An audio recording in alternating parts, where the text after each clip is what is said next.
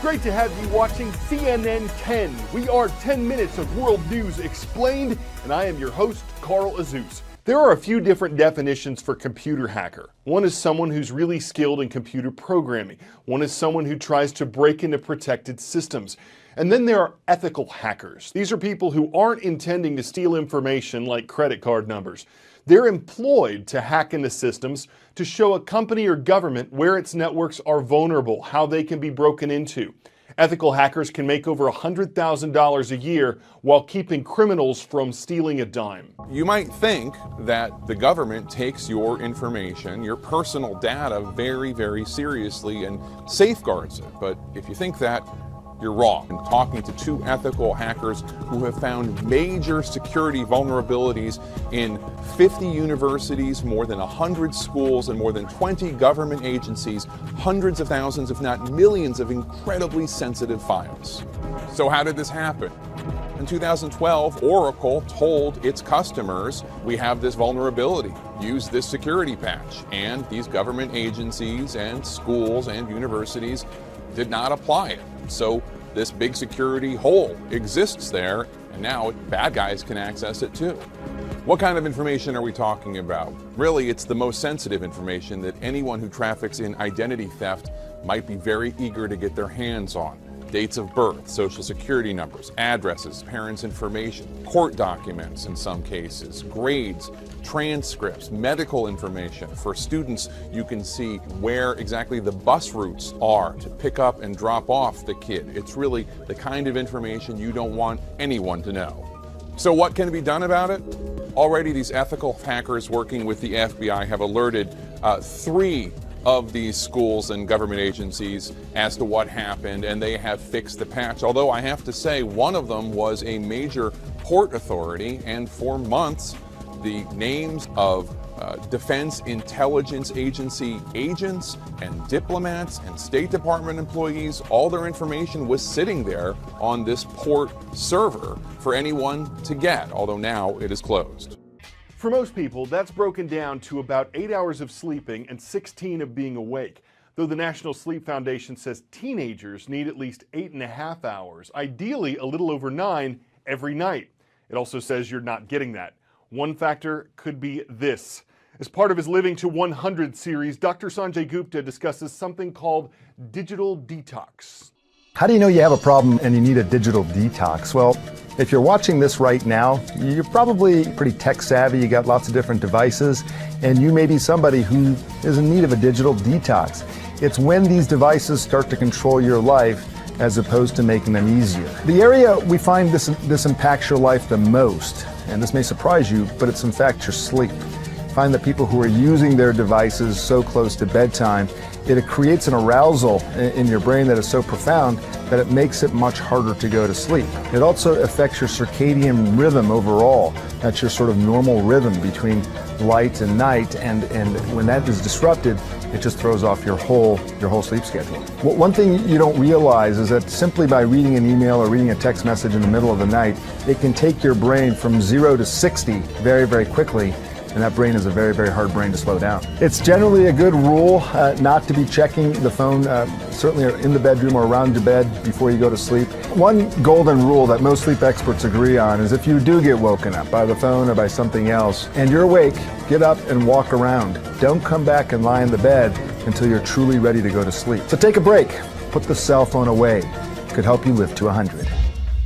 All right, you probably don't worry about clean drinking water, especially if you're in the U.S. Developed countries have the best access to it. But in Africa, in some parts of Asia and Oceania, hundreds of millions of people can't regularly get water that's safe to drink. There's an international search for solutions.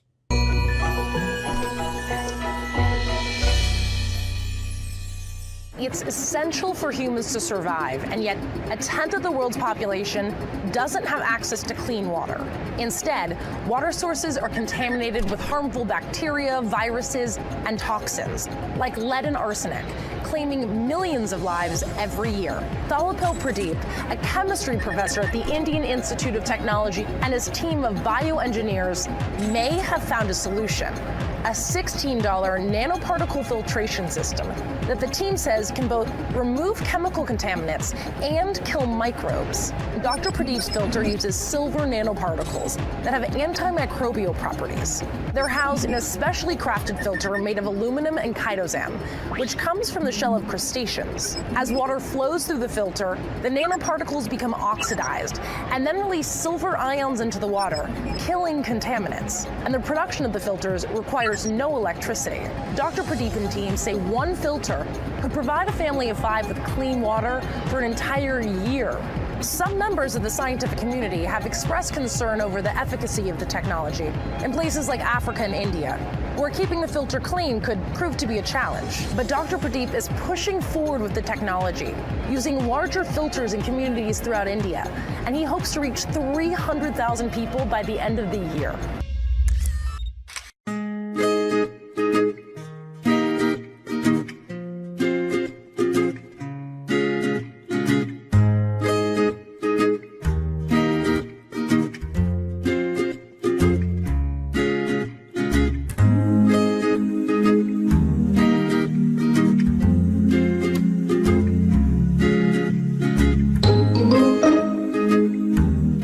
The project came about because I was looking for a way to turn something crappy into something happy, and potholes became my tool. I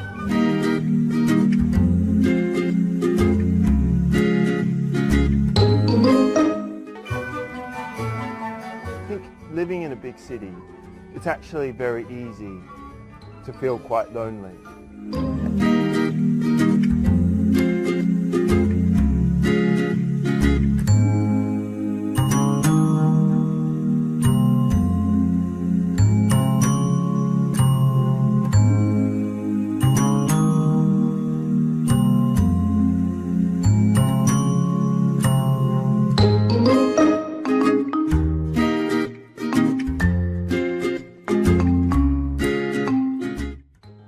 I think these gardens are fleeting moments of happiness, and that happiness comes from the unexpected nature of the garden.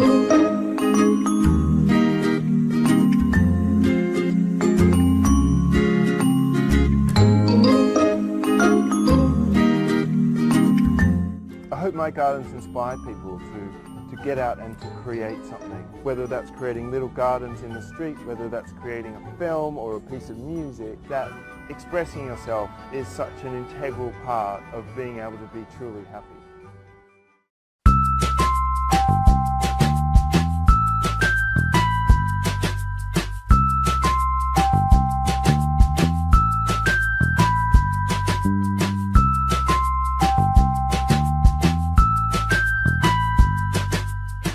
Placement of something made from scrap and from waste, placed in an upscale, high-end hotel. I think that's important because I think it reflects the times and it reflects the power of design.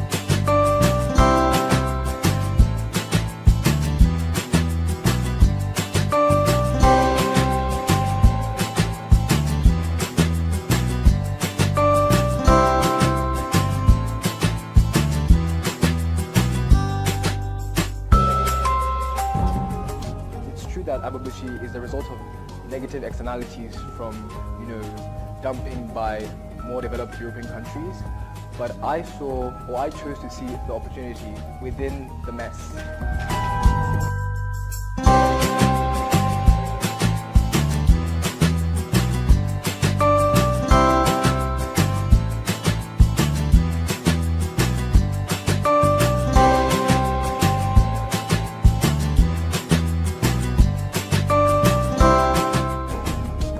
We are swapping for a year because the heat is there and where the smoke will disturb us.